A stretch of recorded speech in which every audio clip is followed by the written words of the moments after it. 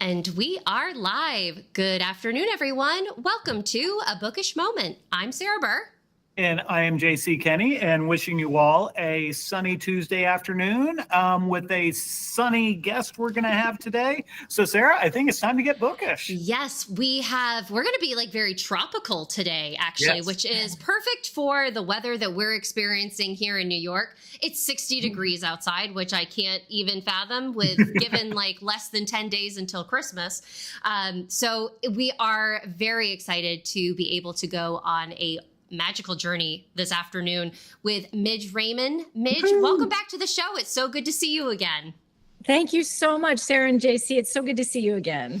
We were delighted to host both you and your writing partner and husband, John, at the beginning of our Bookish Hour season, where we talked about your phenomenal suspense mystery, The Devil's Island, which took place in Tasmania. There was just like so much beautiful scenery. We were immersed in the world of just the Australian wilderness, all of these fun animals. So cool. And it's amazing to see how you have taken so many similar themes in your new novel that is out, Floreana, which takes place on the Galapagos Islands. And I know that conservation is a very important topic to you. And you just like present it so beautifully here, how it's woven into the story. For our viewers who may not be familiar with you and some of your past work, do you mind just taking a few moments to introduce yourself, especially talking about your publishing house that you have that focuses on environmental works? Sure, absolutely. So John and I are co-founders of Ashland Creek Press, which is a small boutique publisher, and we focus on environmental literature and books pertaining to animal protection, endangered species, and so on. And we publish a variety of works, mostly by other people, primarily by other people, and we love fiction. We love seeing these ideas and themes come to light in a good story. And that happens to be what we both write as well. So as you mentioned, Devil's Island is our collaboration, a suspense novel set in Tasmania, having to do with the Tasmanian devils and sort of a locked room mystery taking place on a remote island. And as for me, my first novel, My Last Continent, was about a penguin researcher in Antarctica. And I didn't expect to write another penguin novel, but here I am with Floreana, which actually it's about a penguin conservation worker, but it's also about a real life mystery that happened in the 1930s in the Galapagos Islands. I heard about that, and that was the initial inspiration for Floreana. And I also wanted to weave in a contemporary story for many reasons, but in part to get the conservation work in there, and also in part to compare the lives of two women on Floreana Island a century apart, because it turned out to be really, really interesting, the similarities and differences that came up. Sarah, I'm sorry. I'm going to jump in here real quick here, Midge, because I think it's just so cool. The Galapagos Islands. Could you, for those of us who are a little bit geographically impaired and may just know that was like maybe where Darwin ended up, where exactly, or not exactly, but kind of where are the Galapagos Islands, especially because you're talking about penguins and we're not in Antarctica? Absolutely. And that is a fantastic question, because the Galapagos Islands are about 600 miles off the coast of Ecuador in the Pacific Ocean. They were formed by volcanoes. So they are lava, basically. And it's a very harsh environment. It's a tropical environment, but there's a lot of scrub, like the kind of bushy grayish green scrub you'd see in Southern California, for example. So it's a very interesting ecosystem. And Darwin was indeed there in 1835. And when I first visited the Galapagos, which was about 8 years ago, Darwin was the only human I really thought of in relation to the Galapagos Islands. And that was when I found out about this weird human history of Floreana Island, which was settled in the 1930s by a group of, like three groups actually, of Europeans. They were formerly uninhabited. And when these Europeans came, all kinds of madness happened. Madness is right. For our viewers and for our folks who are joining us live this afternoon, I see your comments in the chat. Thank you so much. GHB, good afternoon. Regina, good afternoon. Ooh, Regina is also chiming in from work. JC, wink, wink. All right. And Far Past Reader, thank you guys being here this afternoon. Any questions that you have for Midge, please feel free to drop them in. But I have to ask this, or kind of also set the stage a little bit, because this story that took place on the Galapagos Islands is one of those, like, it's when life is, what is it? Like, reality is stranger than fiction. The people that are involved, the things that they were doing at the time, and maybe I should ask this after, maybe you can kind of set the scene for our viewers, Midge, about like who was in the Galapagos in the 1930s and who did you select to be the focus or the storyteller of Floreana? So yeah, that is a great question. There were several people there at the time. The Galapagos Islands had various visitors and a few people who tried to settle. It was discovered in the 1500s, but no one had ever settled there permanently until Dora Strauch and Friedrich Ritter came in 1929. And they had met and fell in love, left their spouses behind in Berlin and wanted to start a life together on a remote island, which was kind of crazy enough, to start with. But they actually made a go of it.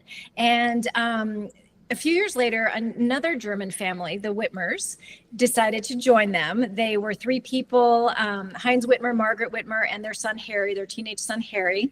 They came about 3 years later. And within a few months of that, an Austrian woman who called herself the Baroness, came with her two young German lovers. And that's when things pretty much went awry because she wreaked havoc on their lives. The Whitmers and Dora and Friedrich kind of coexisted. They got along fine. They kept out of each other's way, though they were neighborly, as you are when you're the only two families living on a tiny island. But it was the Baroness's appearance that made everything, just threw everything upside down.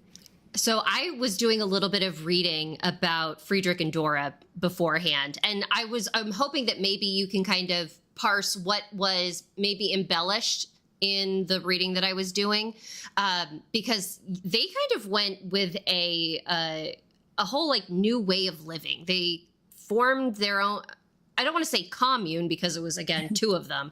But I saw that like Friedrich like removed all of his teeth, like so that his gums would be tougher in the tropicals, that like in this environment, and that they were nudists and like they were just like really doing their own thing.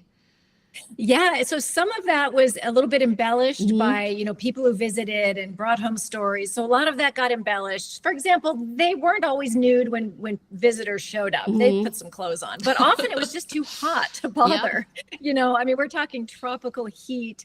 They're on the equator, so 12 hours of daylight every day, and it's very, very hot. And so, yeah, I think that probably some of that was true, but probably a little exaggerated, although it was true about Friedrich removing his teeth. And Dora, unfortunately, did not, but several of her teeth went bad while they were there. He hadn't brought pain medication or anything and had to pull them out with no anesthetic. So things like that, they had to endure things like that, which was absolutely horrific. And to get back to your other question earlier, Sarah, I decided to tell the story from Dora's point of view because there wasn't a ton of source material about these incidents. There were just 4 at the time I was researching. So 2 memoirs, Dora's and Margaret's, and then a nonfiction book and a documentary.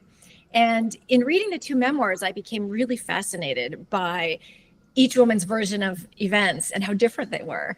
And I suppose I connected more with Dora because her memoir focused on this time period almost exclusively, arriving at the island until the end of all the madness and until she left. And Margaret's memoir focused only partly on these incidents. She had a much longer time on the island, and she died on Floreana, in fact, in the year 2000. So she had a very long life there.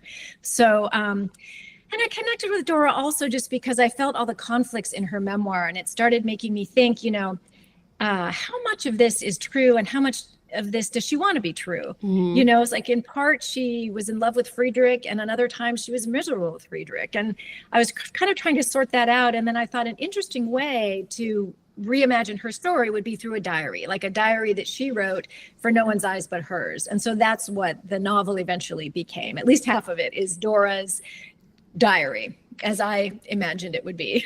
So and that's what I was just going to say, because speaking of 2000, the year, because that's when the book opens, and it's got nothing to do with Dora at the very beginning. So could you tell us a little bit about Mallory and how she kind of kicks things off, shall we say? Yeah, so Mallory, and I envisioned Mallory, alongside envisioning a retelling of Dora's story, just because I really wanted to have a contemporary point of view. For one thing, the tortoises were extinct on Floreana when Dora was there.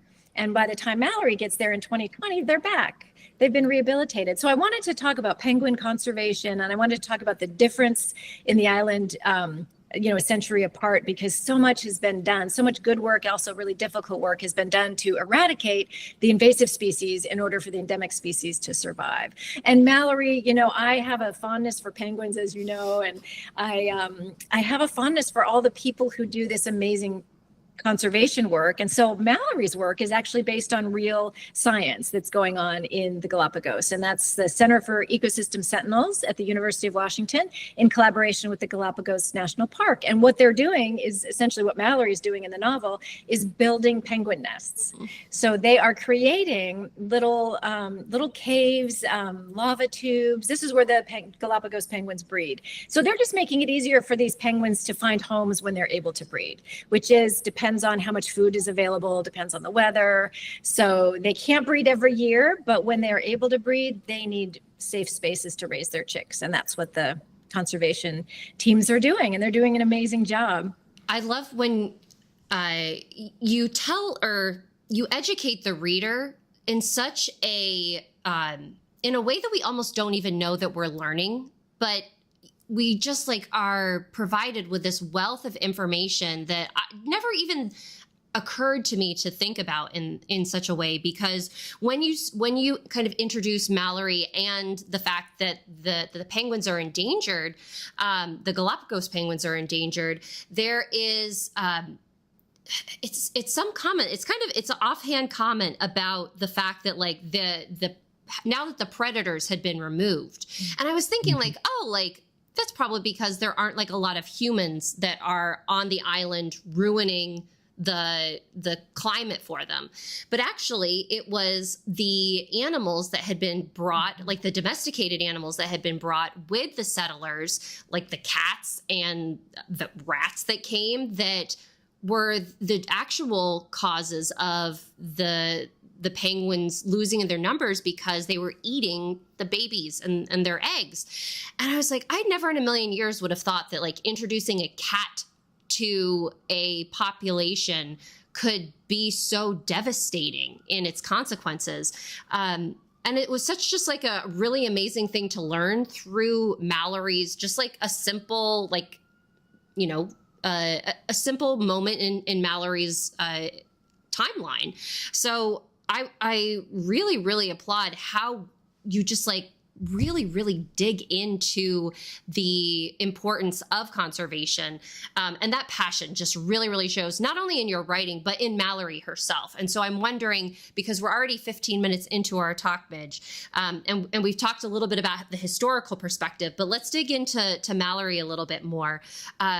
She's at and JC, you may appreciate this, because as cozy mystery authors, we tend to introduce our characters who have they're maybe at a crossroads in their life when we begin a book. Whether they're recovering from a tragedy, from a breakup, from something, they're at a moment where they need to change and they need to move forward. Can you tell us a little bit about why Mallory has found herself on the Galapagos Islands, reconnecting with a ex-boyfriend that she had 10 years ago, and what made her kind of give or turn up her life? Well, I can tell it's hard to know how much to give away without spoiling the big reason. Yes. Yeah. Well, she's at a point in her life where things have changed in her personal life, and she doesn't really know the way forward. So she decides to take a step back, and that means connecting with Gavin. And it reminds her, the way I see it, it reminds her of a time when she sort of thought she knew what she wanted. And then as we learn from Mallory's story, things changed with Gavin as well. Things were going along just fine, and then something changed, and her life went in a direction she didn't expect. And then when it kind of blows up again, she doesn't know where to go, so she goes back. And I think it's her way of kind of trying to explore how she got from here to there. And also she has a lot of regrets. She has a lot to come to terms with in her past. So a lot of it is that too. And I think there's also a comfort for her in returning to Floreana, because it was a place where she was very happy. It was a place where she felt she was doing good work. And conservation work, as she points out in the book, it's so hopeful and it's hopeless at the same time. It gives you both, You're kind of wondering, how can I save this entire species? How can we humans do that? But on the other hand, if you build a good nest and you see a little penguin family in there, you have helped those birds, with their next generation. And so every little bit helps, and every individual matters. So she finds it both hopeful and, a little stressful going back. That's such a beautiful message. Yeah. Like, just, and kind of something to take away. I mean, there are many, many really deep themes in this book. Not only are we dealing with a really, we'll talk about the mystery in a second, but we're dealing with a really cool, interesting, intriguing mystery. But there's just so much healing that goes on in this too. And this, we kind of start in for both characters that they're arriving on this island because they're kind of escaping from something. And I'm curious, were the Galapagos always, well, I guess that probably would have been the focus because of the historical events tied to them. But when maybe you were brainstorming an idea for your novel, were you specifically looking for events that were tied to the Galapagos at the start, or was it something that you came across Dora's story, found that it was the Galapagos, and then kind of worked from there? That's such a good question. It was actually, I had gone to the Galapagos with Dee Boersma through a little expedition trip with the University of Washington. And Dee was the penguin scientist I had met in Antarctica years and years before, which basically led to writing My Last Continent. So when John and I had the opportunity to go to the Galapagos with Dee, we learned she was traveling there. We jumped on board literally and did this and learned about her work and, saw the islands with her and a few penguins with her. And that's when I learned about what they call the Galapagos Affair, this whole thing with Friedrich and Dora and the Whitmers and the Baroness. And so when I learned about that, and also I was already interested in the penguins, although again, I wasn't going to write another penguin novel, but that Galapagos Affair story, the human story, fascinated me.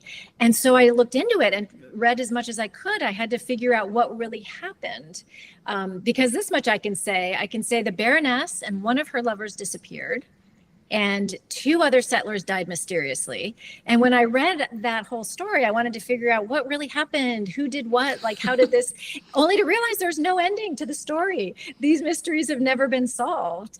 And eventually, I guess I realized the only way I'm going to see these stories resolved is to do it myself. So I thought, well, I will write a novel in which I imagine what happened. But I also really wanted to tie in the contemporary stuff and the penguin research, and also just to look at how things changed in the islands over the last century. And it was kind of interesting to consider how things have changed for women in the last century, because that was fascinating too. Dora and Mallory have a lot in common, a lot more than I thought originally. Oh, Well, I just want to say here real quick before we dive into what happened, is the whodunit thing. Midge, you are officially, Sarah, I love you to death, to the moon and back. Midge, you are officially the coolest person I've ever met. I mean, going to Antarctica, going to, Australia, going to the Galapagos, you're the bomb. So anyway, I just said that is so cool. I don't want to go I want to go to Australia. The Galapagos are way too hot. I'm too much of a wimp. And Antarctica is way too cold. I'm too much of a wimp. So anyway, now that I've said that, back to you, Sarah. Well, I was just the fact that you have been able to craft these amazing stories based on your travel experiences, and then to add on this layer of discovering this historical event that I don't know if it's like popular knowledge, but it's such again, like a wild tale that you as a writer have decided, you know what, if I can't figure out what the ending is, I'm going to make it myself. Like, what a really cool mindset to have. So I agree with JC on being so cool. And so this murder mystery that you have, can you, I guess, and again, without giving away too many spoilers, can you tell our audience members maybe and you've kind of already done this with like saying that the Baroness and one of her lovers disappeared and then 2 other people were killed. What are like some of the tried and true like building blocks of fact that you use, but then like maybe some of the more the fictional twists or your favorite fictional twists that you got to put on as you were creating their stories? Well, the fictional or the true building blocks were, basically, as I've already said, that, these settlers ended up on the island together. In 1934, the Baroness and one of her lovers disappeared. The 2 other settlers died within a few months after that. And everything else was, so the big fictional leap here for me was what happened to the Baroness and Robert Phillipson, the lover she disappeared with. What happened to them? No one knows. And I created an ending for that story. And that's all I can say, but that was very, very fun. And it seemed to me to be like the natural conclusion based on where I was going with Dora's story. So it's not, I don't know if it's a whodunit in the sense that, you'll never figure it out, but it's kind of an ending that felt inevitable to me, but maybe not, I don't know. I'm so close to it. I think that, when you write a mystery, you have to know the ending at some point. And the trick is the readers don't know it yet. But with one of the other deaths, I think that was maybe more of a twist. The way I ended that story might have been even more of a twist. I loved doing that one. But everything else was, most of it, I should say, not everything else, was based on, the memoirs of the 2 women and the other things that I was able to find. So not every scene in the novel, it was based on something true. I made up a lot of scenes. I embellished scenes that I felt like needed a bit more. But the basics were there. Dora and Friedrich's relationship was definitely challenging, especially there on the island with just the 2 of them. And it wasn't made easier necessarily by the arrival of the others, and it was made much harder with the arrival of the Baroness. So I embellished the characters a little bit, but they were who they were. And I just created new scenes and just definitely created a new ending. That's such an amazing concept. And like, what were the challenges that you had kind of recreating that settler life? Because it's not only is it very different from what maybe the average household of the 1930s, how they were living, but then you have this added challenge of, we're even more removed from technology and civilization. Like, how did you craft that world and maybe how did you bring your imagination to that particular setting? It was really fun, actually. So the source material provided a great, idea and sense of what it was like. There were some photographs. The documentary had footage of times there. People who visited filmed Dora and Friedrich, like working their sugarcane mill, for example. And they built a nice little homestead with a beautiful, front porch that they'd sit on. So a lot of the images I saw made it look idyllic. Just beautiful, lounging on the porch in the tropical air. But the reality from, Dora's memoir, for example, was so different. Just the hard work, the constant heat. It was either like raining and like bugs filled the air. It's like oppressively hot, or there was a drought and they didn't have enough water. Oof. Had a hard time finding enough food. So it was a very, very difficult life. And, it was also kind of fun to immerse myself in that world, a world of no technology. I mean, that's kind of my dream, in this world of connectivity. I really, to get the next book done, for example, like I really have to cut myself off. We spend so much time online and on our screens and everything that was really kind of fun to immerse myself in a world where that was so remote that if you wanted to get word home, you would put it in a barrel at what they called Post Office Bay on Floreana Island. The next ship that came by would pick it up and deliver it at their next port of call. I mean, it could take a year to get a letter to someone. And of course, we don't really want to go back to that, but sometimes the quiet, sounds nice. I'm there with you. I would love to be able to just be like, you know what? Email, I'm going to turn you off for a little while. Yep. Yeah, I'll do it for a week. Well, Midge, this has been absolutely delightful. And unfortunately, we don't have much time left, but I would like to ask one kind of craft of writing question. This story is dealing with two different timelines. Can you talk about the challenges of doing that? Because that's a feat in and of itself. It was a challenge. Yeah. I actually kept Mallory and Dory's stories separate for a while, and then I put them together into one manuscript. I have a weird sort of writing system sometimes. I'll write each chapter will be its own document, for a long time. Oh, wow. And then I put them all together. And then what I wanted to do was align them in a way that made sense, that kind of showed the parallels between the women's stories. Oh. So that was a tricky little balance right there. And then doing revisions, with my agent and then with the editors, that was another thing, because anytime something changed, I would want to make sure it didn't set the whole story off balance, because I'd woven it together in a way that I thought really worked. So it was sort of rebalancing the whole thing with every change. But it was definitely a challenge. And what I did at first was just, stay in one character's point of view for a while, really immerse myself in 1930s Galapagos, and then switch back to Mallory's and the contemporary world where they had their cell phones and they could do FaceTime, with people back home and stuff like that, because it really was so different. Just like being able, again, to that communication alone, and kind of in line with your writing process, because you know what it's like to write a book solo, and then you also know what it's like to write a book with a writing partner. Can you share, what are the challenges that you faced writing this book by yourself that you necessarily didn't face when you were working on Devil's Island with John? Well, for me, getting started and having a blank page in front of me is the hardest part. So that's always my challenge, is just getting words on the page and having something to revise, because I love revision. And so I have to kind of keep kicking myself to get going and to have enough to, kind of go back to.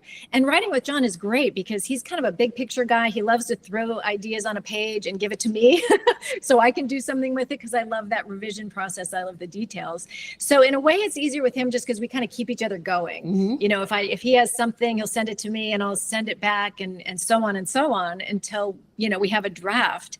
And then when I'm writing by myself, I just have to kind of keep plugging away and find that motivation and try not to get bogged down when I get stuck. I'll try to just move over to another character or to another, do some research or whatever it takes to keep moving forward. It's easier to sort of say, oh, I'm just going to let that go. It's too much. But when you're writing with someone and they're waiting for pages, it kind of helps you keep going. Well, now I hope you can think that when you are working on a solo project, that your readers are the ones that want pages, because people have just fallen in love with this book. They love what you bring to the table with a mystery, but also just this, this very noble sense of our planet is important and we need to do what we can to protect it, but also to educate people about it at the same time. So I think, it's a beautiful, beautiful piece of work. So thank you so much for writing it and for being here and sharing it with us. Oh, thank you so much for reading and for giving me the opportunity to chat about it. Thank you so much. It's our pleasure. Yeah, we love talking about books. That viewer Vicki Browning is chiming in, said she looked you up on Goodreads. Your books look intriguing, and she's added you to the look for list. So good on you, Vicki. The rest of y'all need to be doing the same, okay? And you can thank us all later. Midge, where can folks stay connected with you? Should they want to learn more about any events that you're doing, any online activities that are going on, or when they might be able to look for a new book or project from you?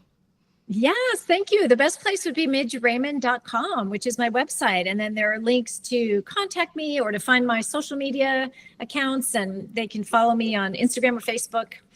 Perfect. And I have a newsletter as well. So if people want to get periodic updates, they can subscribe to my newsletter, and I'll send that out on occasion. Ooh, and fabulous. definitely when the next book is out or ready. Do you mind sharing you send updates and such in your newsletters? Do you send any information about your the conservation aspect or whatnot? I sent them out just so infrequently. I have a newsletter just in general, and then for general news, and then also a newsletter for writers, which, okay. in which I'll include, writing tips or something like that.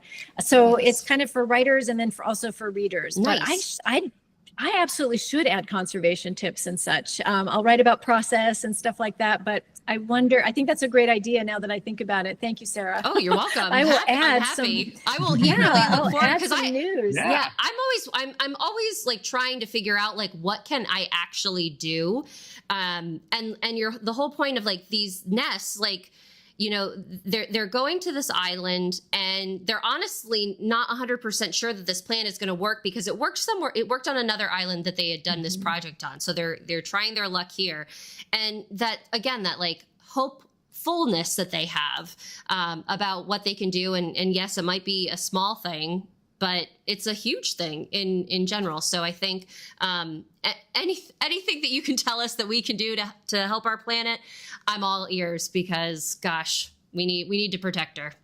It's the only one. Thank you. Yeah. That's a brilliant idea. Thank you, Sarah. Oh, you're very welcome. Well, again, Midge, thank you so much for being here this afternoon. It was wonderful to see you and to chat and hear about this amazing book, your wonderful process, and all the work that you're doing. We really, really appreciate you spending time with us today. To our viewers, we appreciate you watching us here. For our folks that chimed in the chat, thank you so much. We have one more show for you for the 2024 year. Tomorrow, we're going to be visited by our dear friend, Nan Reinhart. We're going to be talking about her new book, Made for Mistletoe, which sounds made for the month of December. Yeah. So we look forward to being festive with you tomorrow.